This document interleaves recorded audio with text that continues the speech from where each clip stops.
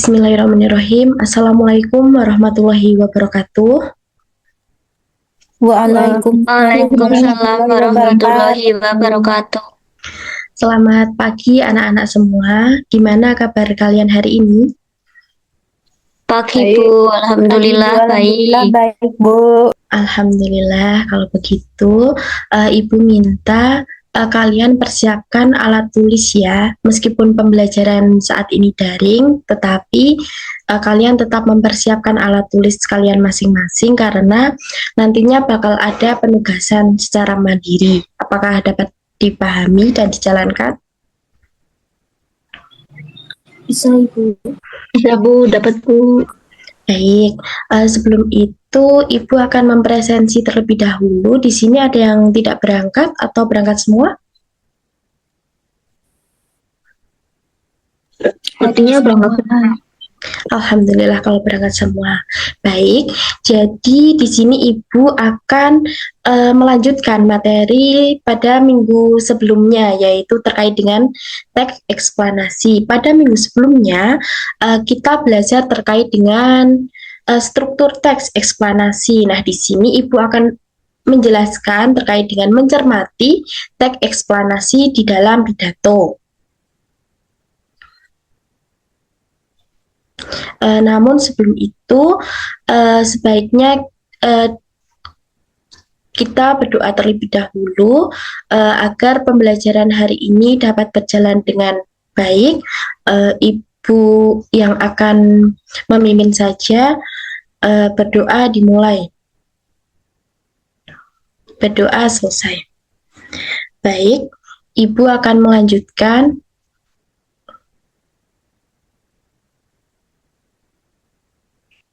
Nah, di sini ada contoh teks. Di sini ada contoh teks pidato eksplanasi. Apakah dapat terbaca, anak-anak? Terbaca Bu. Baik, sekarang coba amati terlebih dahulu teks yang ada di samping ya.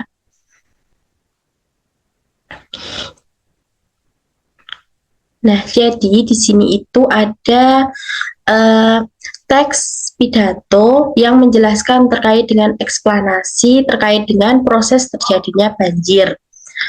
Baik, selanjutnya di sini ada pertanyaan.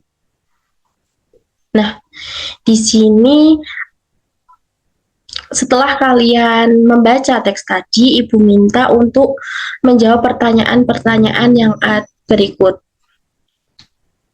Baik, siapa yang ingin menjawab? Saya Ibu. Baik.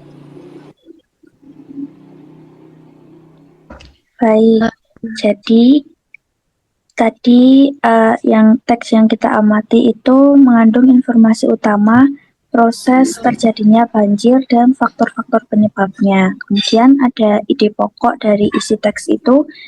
Banjir terjadi karena faktor alam dan faktor manusia, yaitu curah hujan yang tinggi dan sampah serta penggundulan hutan. Nah, kalau dari saya, cara menentukan kerangkanya itu menemukan ide pokok setiap paragraf, kemudian menyusunnya menjadi beberapa bagian berdasarkan struktur teks. Yang pertama ada gagasan umum, penjelas, dan juga penutup. Baik, Mbak Safa. Terima kasih atas jawaban yang telah diberikan. Kemudian coba ada jawaban lain nggak? Mbak Nabila coba.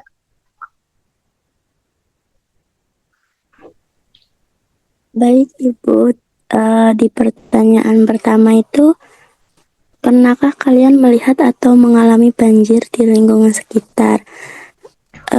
Saya pernah melihat banjir di lingkungan sekitar. Itu saat musim hujan. Biasanya tuh di bulan-bulan Januari.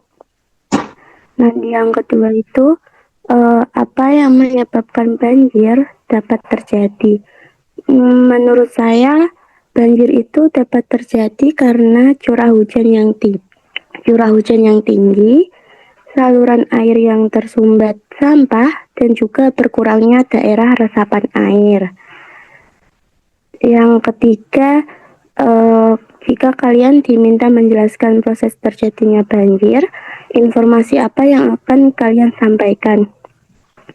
Mungkin yang saya akan jelaskan itu, yang akan saya sampaikan ke teman itu dari pengertian banjir, penyebab banjir, proses terjadinya banjir, dampak yang ditimbulkan dari banjir, dan juga cara mencegah banjir. Ya, betul sekali. Baik, anak-anak bisa memberikan tepuk tangan untuk Mbak Safalia dan juga Mbak Nabila Intan Lestari. Nah, jadi betul sekali.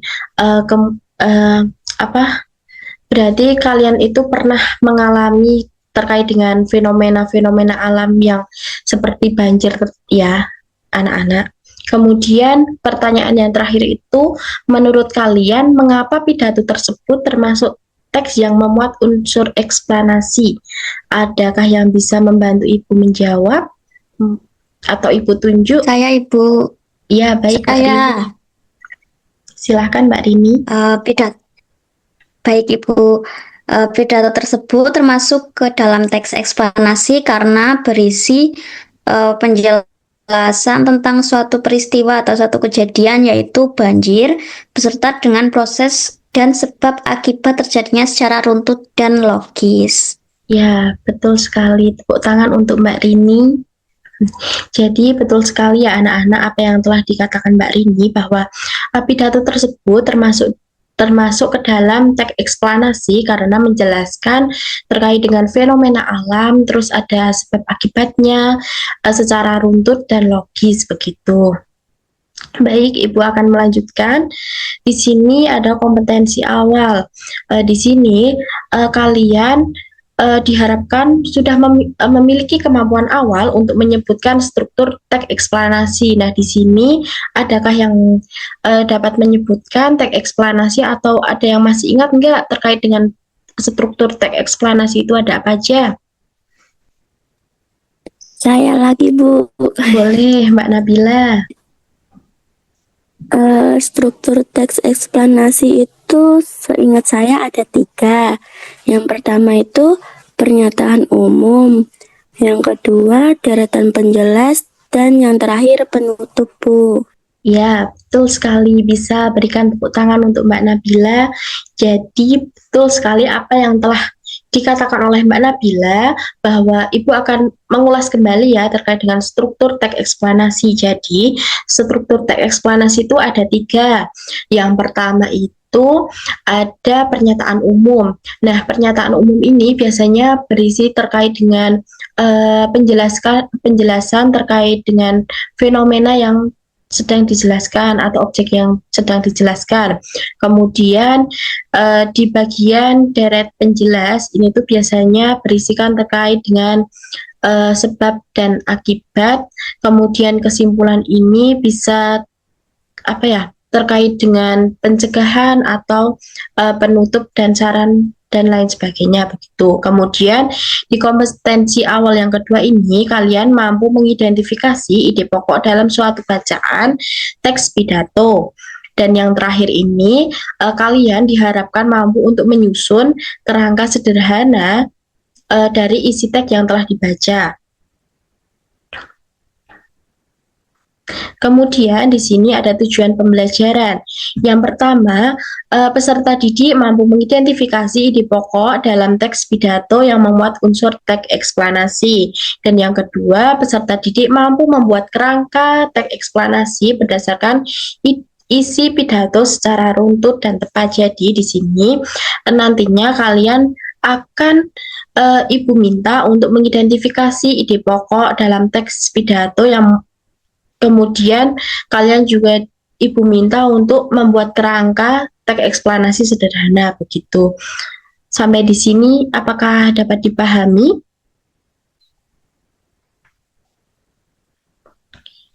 Bisa, Bu. Oh, baik. Bisa, Bu. Ibu lanjutkan ya. Nah, di sini ada juga manfaat pembelajaran. Yang pertama, peserta didik mampu mengenali ciri khas teks eksplanasi sehingga lebih mudah membedakannya dengan jenis teks lain. Kemudian yang kedua, peserta didik mampu menemukan ide pokok dalam teks pidato secara sistematis. Yang ketiga, peserta didik mampu menyusun kerangka teks eksplanasi secara runtut dan jelas. Dan yang terakhir, peserta didik mampu mengembangkan kemampuan menyampaikan pendapat secara runtut dan jelas melalui kegiatan presentasi. Melanjutkan.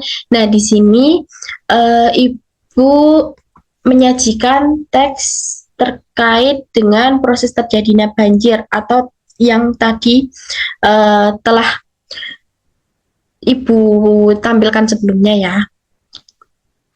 Nah, di sini Ibu ada pertanyaan lagi. Di sini silahkan anak-anak bisa menyimak kembali teks terkait dengan proses terjadinya banjir.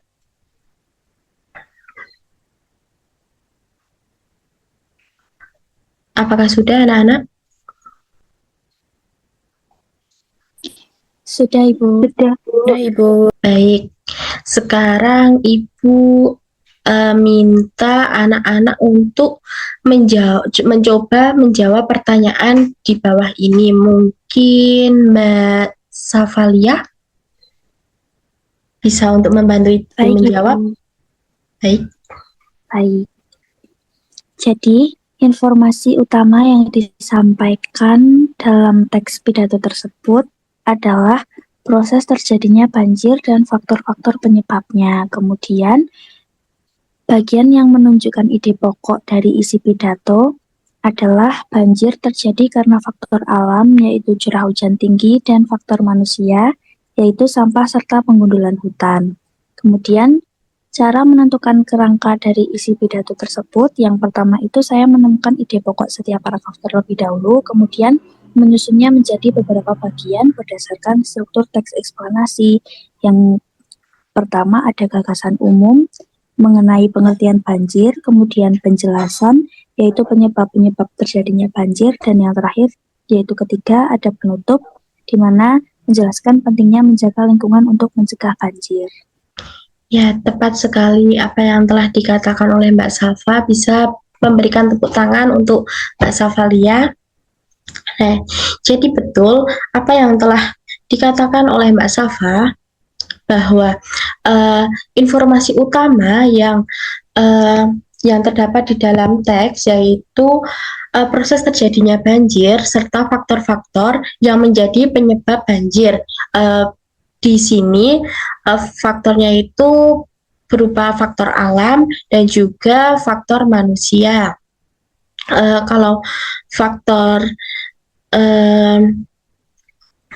alam itu bisa terjadi karena air hujan yang turun secara terus-menerus, kemudian dari faktor manusia ini akibat dari penggundulan hutan, begitu. Kemudian bagian yang menunjukkan ide pokok, tepat sekali tadi yang dikatakan oleh Mbak Safa di sini, bahwa ada beberapa ide pokok dari isi pidato. Yang pertama itu di paragraf pertama atau paragraf ini itu tuh menjelaskan terkait dengan pengertian banjir. Kemudian paragraf kedua ini banjir disebabkan oleh adanya curah hujan yang tinggi. Kemudian paragraf ketiga ini tuh akibat adanya sampah yang menyumbat saluran air. Kemudian paragraf keempat adanya penggundulan hutan, dan juga paragraf kelima ini banjir ini terjadi karena adanya kombinasi antara faktor alam dan juga faktor manusia. Kemudian cara menentukan isi dari pidato ini, yang pertama itu membaca teks pidato secara keseluruhan, kemudian menemukan ide pokok setiap paragraf, kemudian mengelompokkan ide pokok tersebut menjadi bagian-bagian utama. Nah, contohnya misalnya di gagasan umum itu bisa menjelaskan terkait dengan pengertian banjir dan juga faktor-faktor penyebab banjir. Kemudian di daratan penjelas itu bisa dijelaskan lebih lanjut terkait dengan faktor-faktor penyebab banjir. Kemudian penutup itu bisa dengan apa ya, cara mencegah terjadinya banjir begitu. Baik, Ibu lanjutkan. Nah, di sini apakah anak-anak sudah merasa bosan? Iya. Ya, kalau sudah merasa bosan, sekarang Ibu ada ice breaking. Ice breaking-nya itu tebak ide pokok secara singkat. Nah, di sini, nah, coba anak-anak baca terlebih dahulu contoh satu ini. Kemudian, siapa yang bisa menjawab langsung bisa mengaktifkan mikrofonnya. Apakah bisa dipahami? Bisa, Bu. Sekarang coba, siapa yang bisa?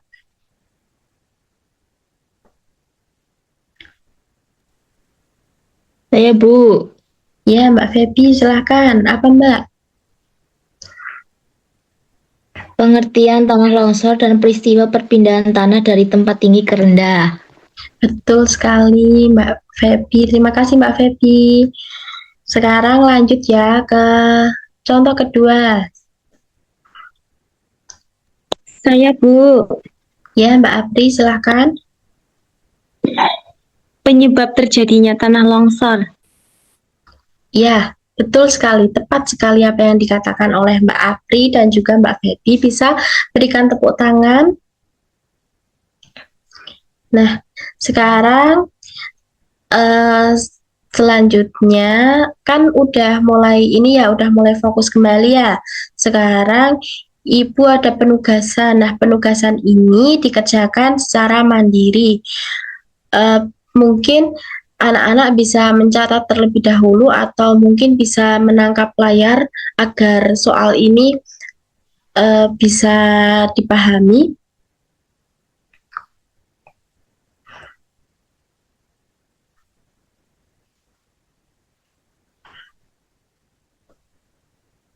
Apakah sudah dicatat anak-anak? Sudah, Bu. Baik. Nah, di sini Ibu memberikan aturan penugasan. Yang pertama, bacalah teks pidato terkait dengan gempa bumi dengan cermat. Teks pidatonya telah Ibu kirim melalui via grup WhatsApp ya. Kemudian yang kedua, kerjakan tugas secara individu. Jangan mencontek dengan pekerjaan yang lain. Kemudian tuliskan jawaban dengan bahasa yang jelas dan sesuai dengan kaidah bahasa Indonesia. Kemudian perhatikan isi teks sebelum menjawab setiap pertanyaan. Kemudian yang terakhir, kumpulkan hasil pekerjaan dalam Google Drive sesuai dengan waktu yang telah ditentukan.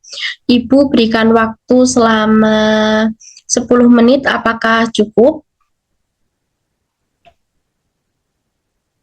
Cukup, Bu. Baik, bisa mulai dikerjakan ya.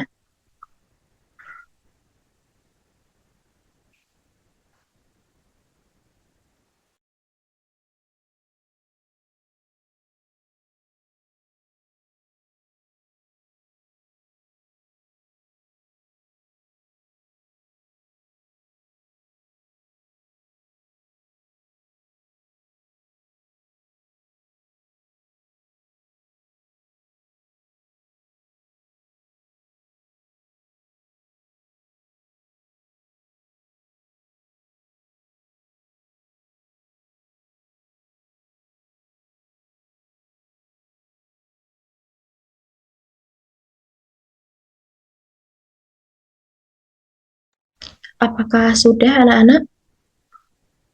Sudah, Bu. Sudah, Bu. Baik, kalau begitu,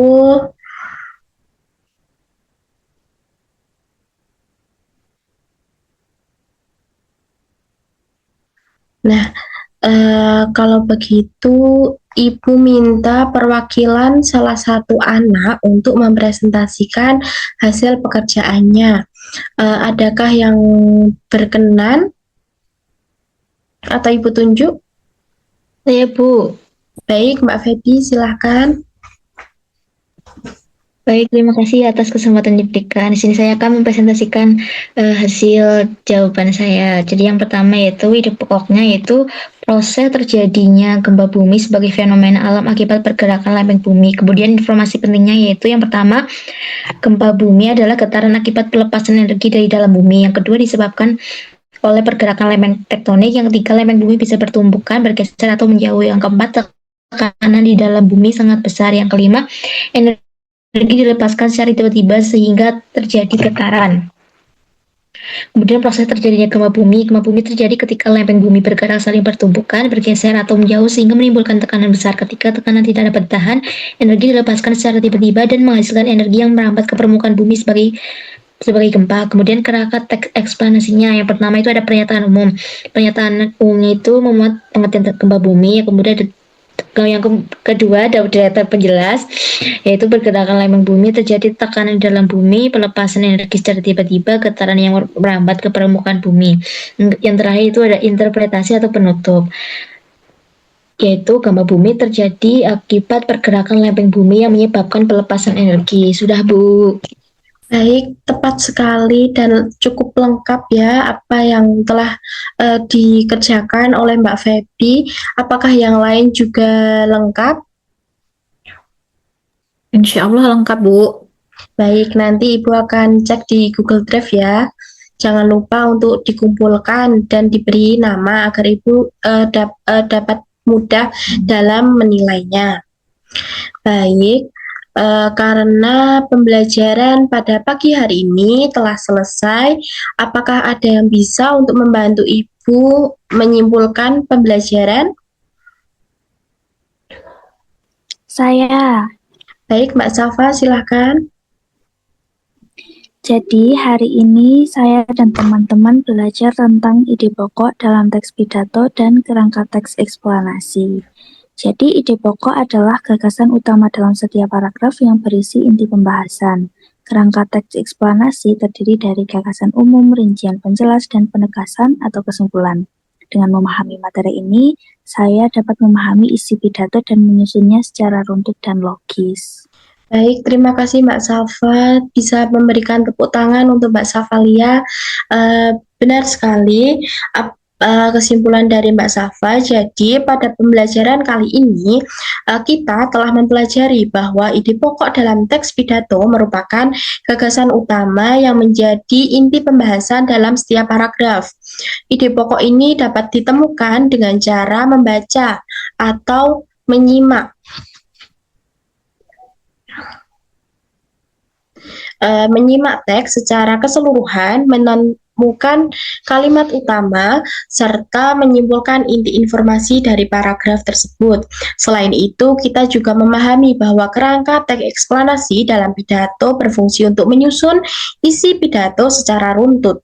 Kerangka tersebut terdiri atas gagasan umum sebagai pengenalan fenomena, rincian penjelas yang memuat proses atau sebab akibat, dan juga kesimpulan atau penutup dari pidato. Kemudian dengan memahami ide pokok dan kerangka teks eksplanasi ini, kalian diharapkan mampu memahami isi pidato dengan lebih mudah serta menyusunnya kembali secara terstruktur dan logis.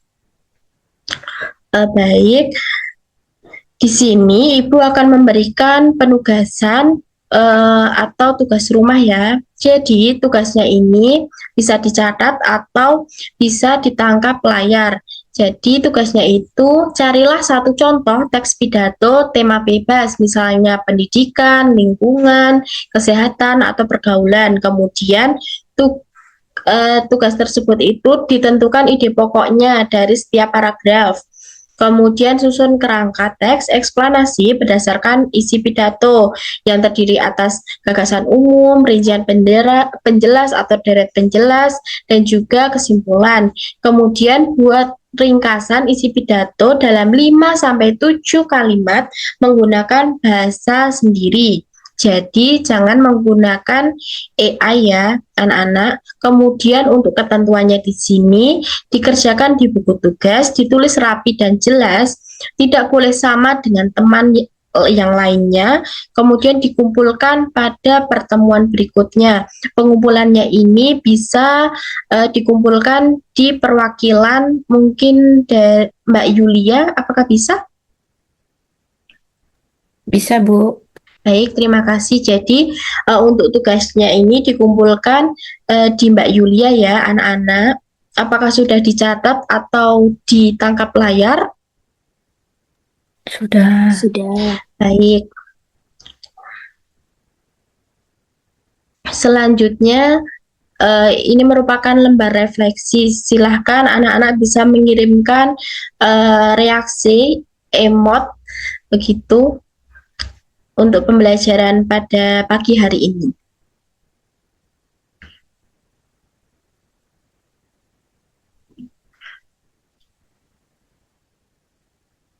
Ya, terima kasih. Nah, tidak terasa pembelajaran pada pagi hari ini telah selesai. Semoga apa yang didapat pada pagi hari ini dapat menjadikan tambahan wawasan maupun ilmu pengetahuan bagi anak-anak semua. Dan jangan lupa tugasnya dikerjakan ya anak-anak. Sebelum Ibu tutup, mari kita berdoa terlebih dahulu. Berdoa dimulai. Berdoa selesai. Baik, Ibu tutup. Kurang lebihnya Ibu mohon maaf. Sekian dari Ibu. Wassalamualaikum warahmatullahi wabarakatuh. Waalaikumsalam warahmatullahi wabarakatuh.